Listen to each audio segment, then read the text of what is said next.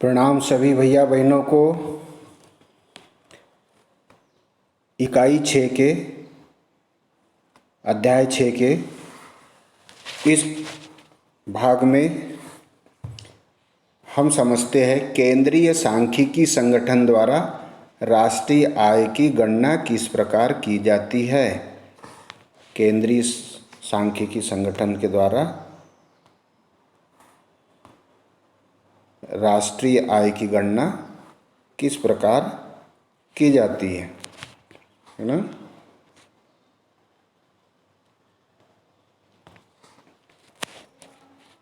तो उत्तर, केंद्रीय सांख्यिकी संगठन द्वारा राष्ट्रीय आय की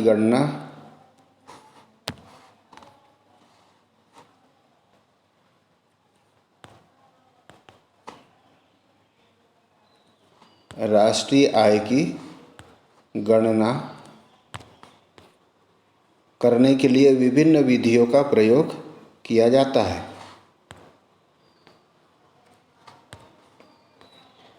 जिनको निम्नलिखित तालिका द्वारा व्यक्त किया गया है।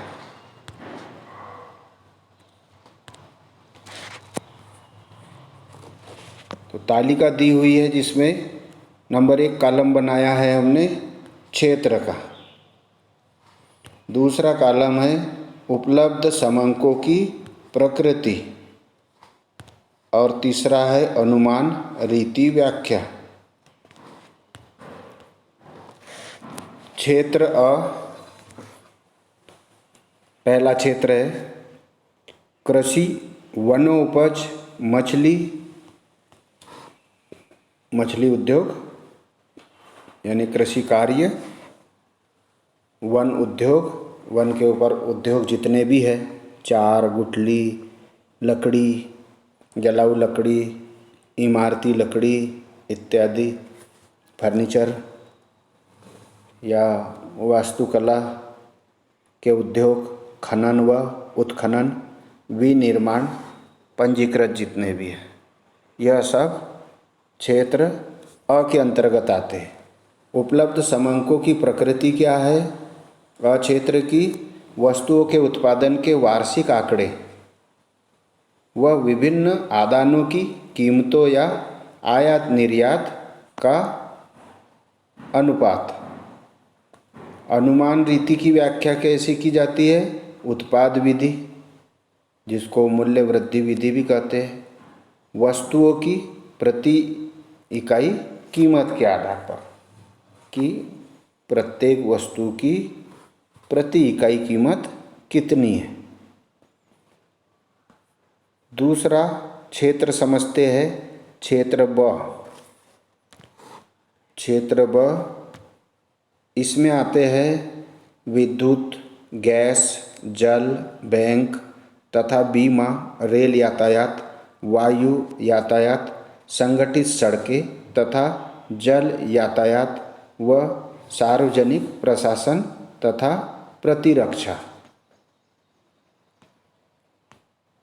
उपलब्ध समंकों की प्रकृति कैसी रहेगी? विभिन्न प्रकार की साधन आय, विभिन्न प्रकार की साधन आय जिसकी सूचना उद्यमों या कंपनियों के लिखित वार्षिक प्रतिवेदन द्वारा प्राप्त होती है। विभिन्न प्रकार की साधन आय जिसकी सूचना उद्यमों या कंपनियों के लिखित वार्षिक प्रतिवेदन द्वारा प्राप्त होती है। अनुमान रीति की व्याख्या कैसे करेंगे?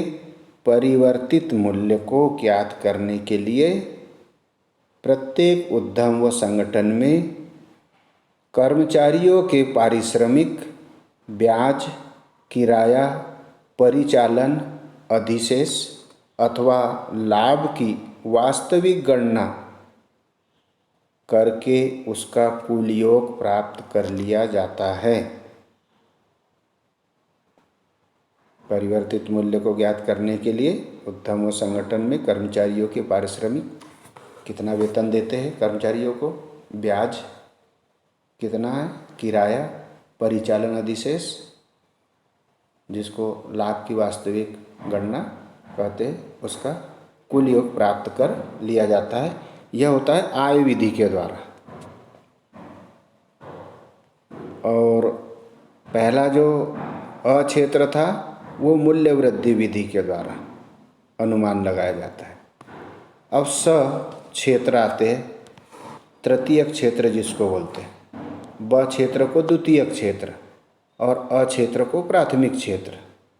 तो तृतीय क्षेत्र स क्षेत्र में गैर पंजीकृत निर्माण उद्योग, गैस व जल आपूर्ति एवं जल आते हैं।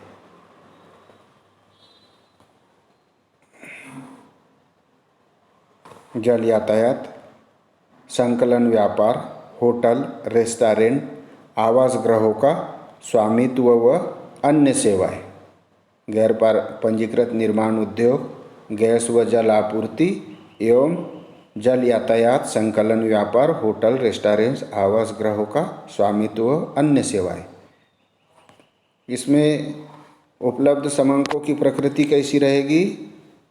तो उपलब्ध समंकों की प्रकृति दशक में हुई, एक 10 वर्ष में हुई जनगणना से, क्योंकि जनगणना 10 वर्षों में होती है, तो जनगणना से कार्यशील जनसंख्या का अनुमान, निदर्शन, सर्वेक्षणों से श्रम की औसत उत्पादिता के समंकों की उपलब्धि के आधार पर अनुमान कैसे लगाया जाएगा?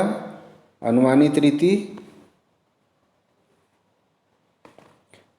अनुमानित रीति के लिए दशक के अनुसार कार्यशील जनसंख्या के अनुमानों का अंतर गणन व बाह्य गणन व निर्दिष्ट सूचकों के अनुसार श्रम और औसत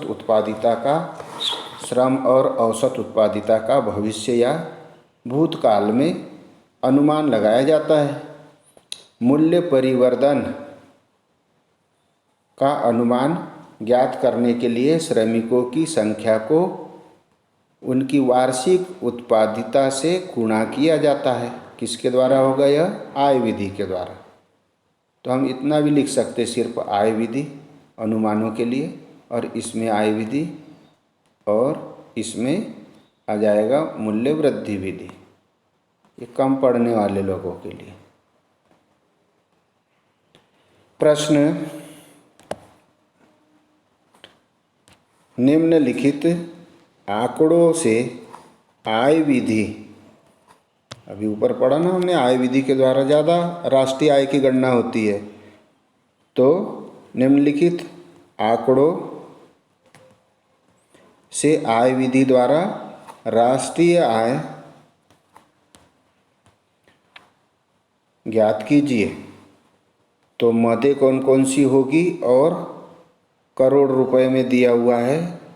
मजदूरी दी हुई है 40,000 रुपये, लगान है 7,000 रुपये, ब्याज है 13,000 रुपये, लाभांश दिया हुआ है 5,000 रुपये, शुद्ध घरेलू विनियोग दिया हुआ है 15,000 रुपये, उपभोग दिया हुआ है 40,000 रुपये और शुद्ध विदेशी विनियोग दिया हुआ है 10,000 रुपये।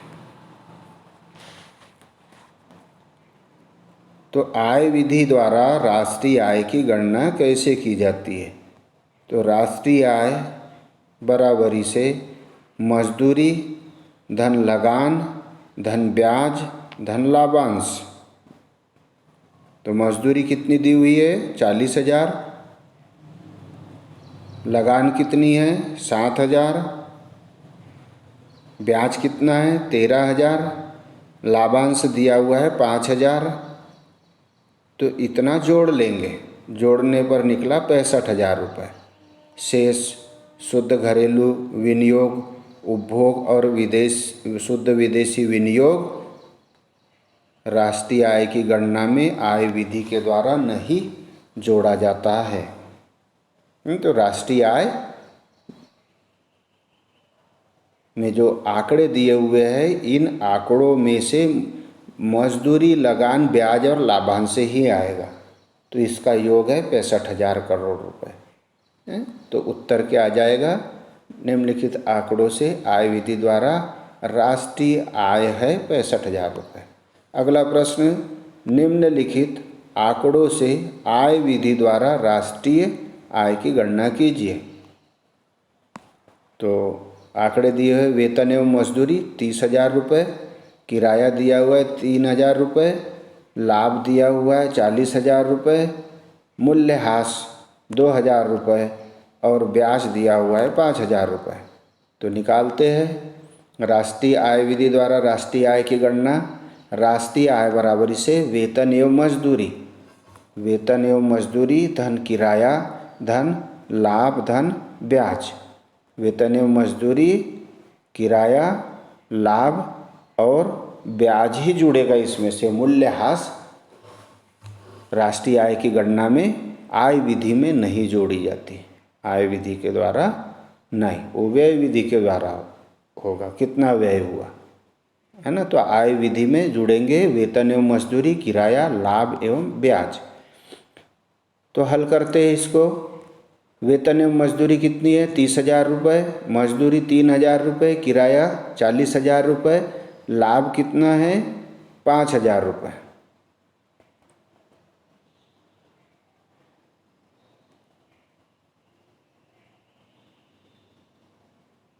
ब्याज है, ब्याज दिया हुआ है 5,000 रुपये। वेतन एवं मजदूरी कितनी? 30,000, किराया दिया हुआ है 3,000, लाभ दिया हुआ है 40,000 और ब्याज दिया हुआ है 5,000। तो कुल टोटल कितना हुआ? 78,000 करोड़ रुपए, 78,000 रुपये राष्ट्रीय आय निम्न आंकड़ों के आधार पर। अगला प्रश्न, भारत की राष्ट्रीय आय की गणना में आने वाली 5 कठिनाइयों का वर्णन कीजिए। राष्ट्रीय आय की गणना करने में कौन कौन सी कठिनाइयाँ आती है? तो उत्तर में पहला उत्तर में दिया हुआ, राष्ट्रीय आय किसी देश की आर्थिक प्रगति का सूचक मानी जाती है। देश ने कितनी आर्थिक प्रगति की है इसका सूचक राष्ट्रीय आय से पता चलता है। तथा किसी देश की आर्थिक नीति निर्धारित करने में अगले वर्ष की नीतियाँ की हम इस वर्ष कहाँ पर है, अगले वर्ष कहाँ जाएंगे, यह नीति निर्धारित करने के लिए एक महत्वपूर्ण अंग है क्या? राष्ट्रीय आय। क्योंकि हमारे पास आय कितनी होती है उसके आधार पर ही हम निवेश की सोचेंगे, उसी के आधार पर नीतियाँ बनाएंगे, आर्थिक नीति हमारी बनाएंगे। इतना ही नहीं, यह किसी अर्थव्यवस्था की संरचना के आकार एवं वितरण का परिचायक है, किंतु इसके बावजूद इसके मापन में कुछ कठिनाइयों का सामना करना पड़ता है, जिनमें कुछ मुख्य कठिनाइयों की विवेचना यहाँ की गई है। कौन कौन सी कठिनाइयों की विवेचना की है? पहला देखिए, पारिभाषिक कठिनाइयाँ, परिभाषा की बहुत ज़्यादा कठिनाई है। जो परिभाषा दी हुई है राष्ट्रीय आय की, उसी में हमें बहुत ज़्यादा मात्रा में परिसंगतियाँ मिलती है। कैसे देखें? प्रोफेसर साइमन कुजनेट्स के अनुसार राष्ट्रीय आय में राष्ट्रीय आय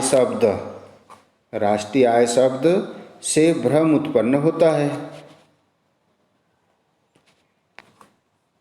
क्योंकि राष्ट्रीय आय में केवल भौगोलिक सीमाओं के अंतर्गत प्राप्त आय ही सम्मिलित होनी चाहिए, जबकि वास्तव में राष्ट्रीय आय में विशुद्ध विदेशी निवेशों पर ब्याज प्राप्त, बैंकिंग, बीमा आदि को भी जोड़ा जाता है। इस प्रकार राष्ट्रीय आय में राष्ट्र शब्द राजनीतिक भौगोलिक सीमा को भी लांघ जाता है। यद्यपि राष्ट्रीय आय की इस कठिनाई को काफ़ी सीमा तक दूर कर लिया गया है। दूसरी कठिनाई है मापन की रीति एवं दृष्टिकोण। तो राष्ट्रीय आय को मापने में कौन सी रीति एवं कौन सी आर्थिक क्रिया के दृष्टिकोण को अपनाया जाए, इस समस्या को कुछ हद तक दूर कर लिया गया है। राष्ट्रीय आय मापने के लिए किसी भी एक विधि का प्रयोग किया जा सकता है या एक साथ तीनों रीतियों, उत्पादन रीति, आय रीति एवं संगणना को अपनाया जा सकता है। एक साथ तीनों रीतियों को भी अपनाया जा सकता है या किसी एक विधि के द्वारा भी राष्ट्रीय आय मापी जा सकती है। परंतु इन्होंने क्या किया है, राष्ट्रीय आय मापने के लिए कौन सी रीति और कौन सी आर्थिक क्रिया के दृष्टिकोण को अपनाया जाए, इस समस्या को कुछ हद तक दूर कर लिया है। तीसरा, कौन सी वस्तुओं एवं सेवाओं को सम्मिलित किया जाए। आधुनिक समय में आर्थिक क्रियाओं द्वारा उत्पादित सभी अंतिम वस्तुओं एवं सेवाओं का मौद्रिक रूप में मूल्य आंका जाता है, किंतु दैनिक जीवन में बहुत सारी अंतिम वस्तुएं एवं सेवाएं उत्पादित होती है जिनका आर्थिक मूल्य तो होता है किंतु उनका मौद्रिक मूल्य नहीं आंका जाता। जैसे घरेलू कार्य करने वाली महिलाएं, ये राष्ट्रीय आय में सम्मिलित नहीं होती। चौथा, व्यावसायिक विश्लेषण का अभाव। व्यावसायिक विश्लेषण का अभाव, इसमें विशेषकर अर्धविकसित देशों में एक ही समय अवधि में व्यक्ति एक से अधिक व्यवसाय में संलग्न रहते हैं। क्या होता है, विशेषकर अर्धविकसित देशों में एक ही समय में एक ही अवधि में व्यक्ति एक से अधिक व्यवसाय में सम्मिलित रहते हैं। उस व्यक्ति की आय का वर्गीकरण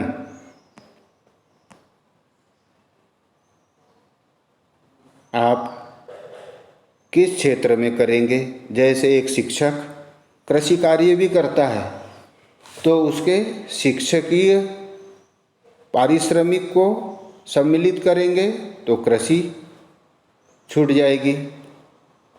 अमौद्रिक क्षेत्र, भारत जैसे अर्धविकसित क्षेत्रों में अमौद्रिक क्षेत्र विस्तृत पाया जाता है। ज़्यादातर वस्तुएं विनिमय प्रचलित है और बहुत सारा उत्पादन बाजारों में नहीं आने के कारण उनका मूल्य आंका नहीं जाता है। इस प्रकार अमौद्रिक क्षेत्र का मूल्यांकन सबसे बड़ी कठिनाई है।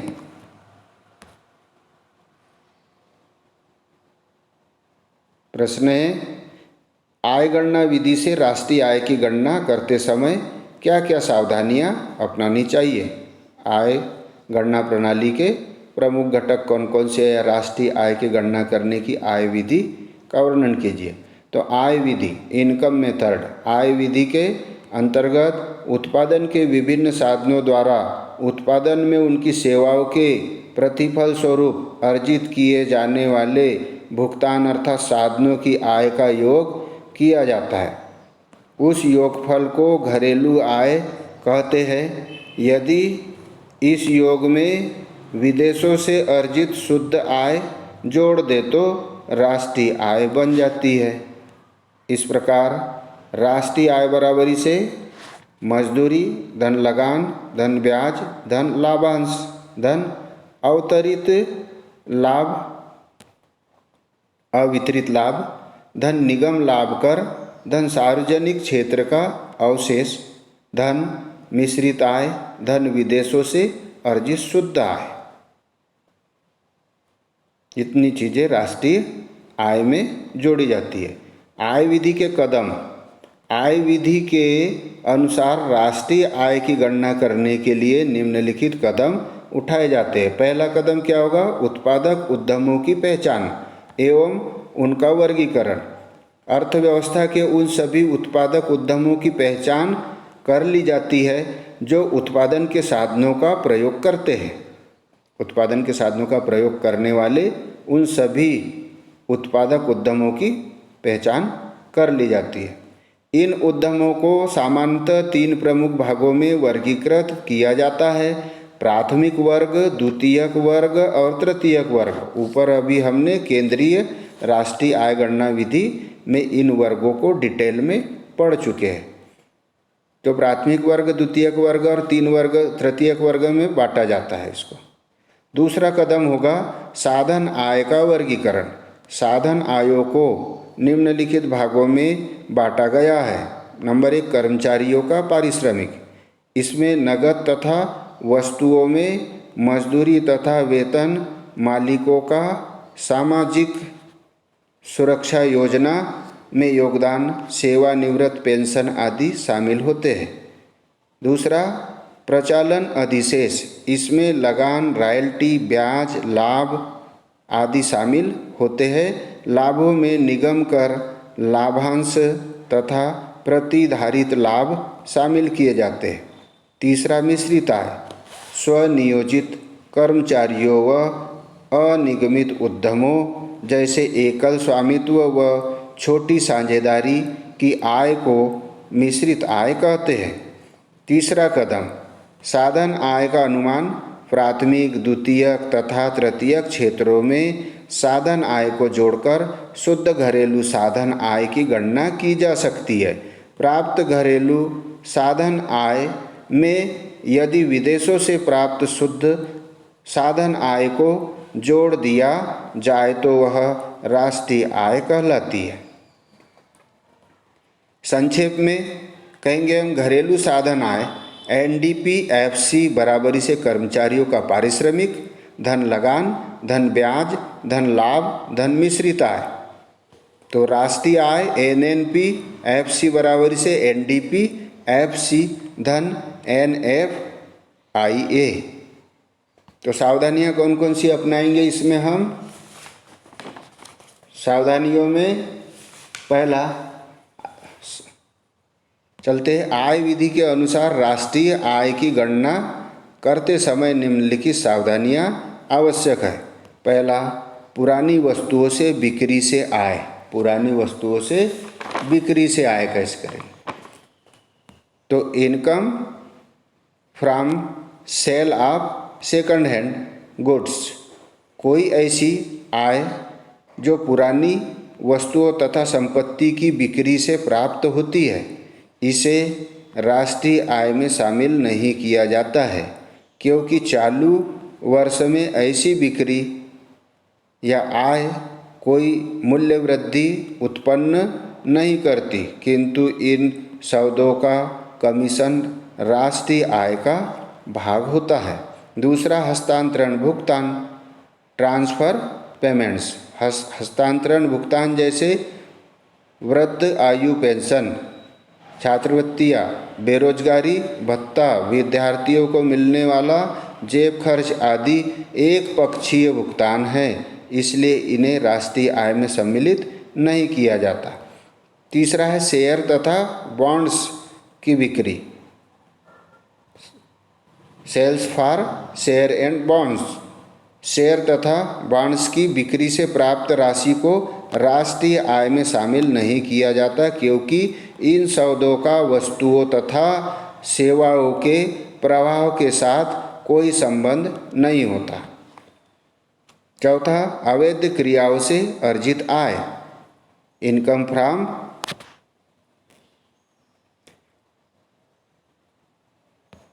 From illegal activities. काले धंधे, डकैती, जुआ आदि से प्राप्त आय को राष्ट्रीय आय में शामिल नहीं किया जाता, क्योंकि इनके बदले में किसी प्रकार की सेवा प्राप्त नहीं होती है। पांचवा, आकस्मिक लाभ। आकस्मिक लाभ, लॉटरी द्वारा पूंजीगत लाभों से प्राप्त आय को राष्ट्रीय आय में शामिल नहीं किया जाता, क्योंकि यह आय बिना किसी प्रयत्न के प्राप्त होती है। आरोपित अथवा अनुमानित किराया, इनपुटेड रेंट। स्वयं रह रहे मकानों के अनुमानित किराए अथवा आय को राष्ट्रीय आय में शामिल किया जाता है। फिर अप्रत्यक्ष कर, इनडायरेक्ट टैक्स। अप्रत्यक्ष कर वस्तु कर है जो वस्तु की बाजार कीमत को बढ़ाते हैं, इसलिए यह बाजारी कीमतों पर सकल राष्ट्रीय आय में शामिल नहीं होते। पांचवा है निगम कर तथा आयकर, कॉरपोरेशन टैक्स। यह कर लाभों का भाग होते हैं, इसलिए इन्हें साधन आय का भाग माना जाता है। नेक्स्ट नंबर 9 मृत्यु कर, उपहार कर, संपत्ति कर आदि, death duties, gift tax, wealth tax इत्यादि। इन्हें राष्ट्रीय आय में नहीं जोड़ा जाता क्योंकि इनका भुगतान पिछली बचतों में भी किया जाता है। स्व उपभोग के लिए उत्पादन, प्रोडक्शन फॉर सेल्फ कंजप्शन। स्व उपभोग के लिए पैदा उत्पादन के अनुमानित मूल्य को राष्ट्रीय आय में शामिल किया जाता है, किंतु स्व उपभोग के लिए घरेलू सेवाओं का उत्पादन राष्ट्रीय आय में नहीं जोड़ा जाता। यात्रा भत्ते, ट्रैवलिंग अलाउंस, इन्हें राष्ट्रीय आय में नहीं जोड़ा जाता क्योंकि यह तो पहले से किए गए खर्चों का वापसी भुगतान होता है। नेक्स्ट, कर्मचारियों द्वारा सामाजिक सुरक्षा योजना में योगदान, इन्हें राष्ट्रीय आय में नहीं जोड़ा जाना चाहिए क्योंकि यह पहले से ही साधन आय का भाग होता है। धन्यवाद।